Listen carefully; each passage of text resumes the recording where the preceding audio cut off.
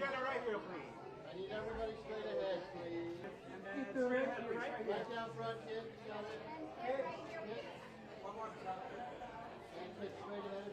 I just love Mickey and Con's writing. I think that they are really, really smart writers.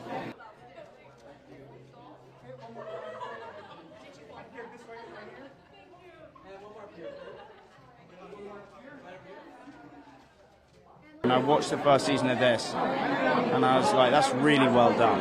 That's a really unique show. And I think that's all you can do as an actor if you're fortunate enough to be in a position that I'm in and looking for things.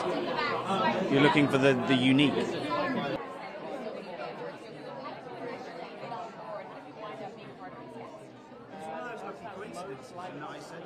Unfortunately, I can't. I just can't watch it. I think it's, for me, it's just, I spent too long there.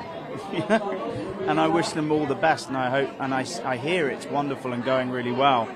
But I don't think I'll ever watch that show, and I don't think I'll watch Game of Thrones again for very many years.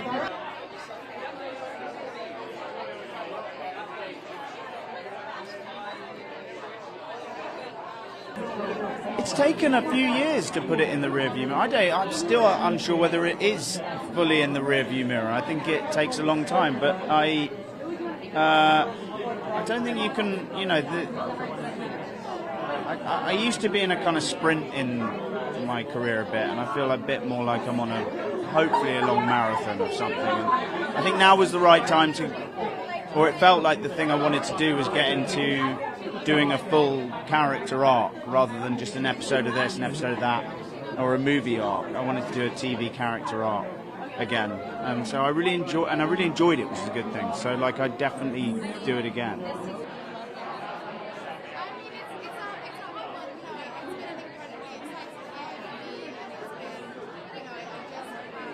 I think what drew me to it, in season 1 was that it's about a bunch of young people that are thrust into this feeling of like, I have to have my stuff sorted out. Like, I need to be on top of it, and everything feels incredibly high pressure. And I mean, I relate to that in my job. I think the stakes feel incredibly high, and I appreciated the fact that the writers didn't shy away from the fact that the stakes to these young people feel incredibly high. I didn't pick his brains too much. I played it cool, I respect him so much. I did watch the show, of course. I mean, I'm a bit, we're all big fans of each other. That's the cool thing. Like, working with people that you respect and you know their work is amazing. No, I mean, he gives incredible advice. He's a super humble guy, so you can't bring up Jon Snow too often.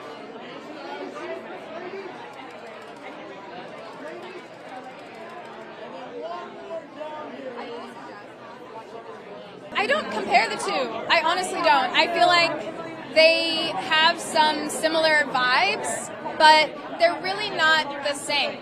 We're dealing with a different age group of people. They're not family. I think there's so many things about our show that really separate us from Succession in a beautiful way. I really love Succession, don't get me wrong. So I don't usually compare them. You don't think these? No. When you think about it, they've got their mum and dad or something like, I absolutely guarantee you they'll probably never. How do you think I know for a fact that when we're building the show, when we're making it, we're not making it with the intention of being like, we're making a socially conscious show, The beauty of our writers is that they write real people with real problems and real circumstances. So the consciousness just exists because of who we are, you know what I mean? We have a diverse cast and stuff like that. So, I think it happens naturally, which I love about Mickey and Conrad's writing. I don't know. I'm just picturing them. Oh my God!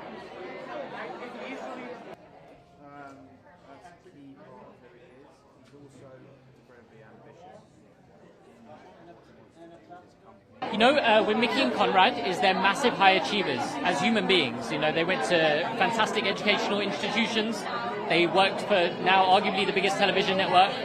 and they know how to take things to another level every year. They work hard, they're so good, their scripts are phenomenal, and I think that's where it starts. The writing has to be out of this world, and they know how to elevate that every year. I think what really helps is this fantastic cast that we've got. Everyone's brilliant, everyone's world class, and by them bringing it every year, makes it easier, I think, for the writing to elevate every year.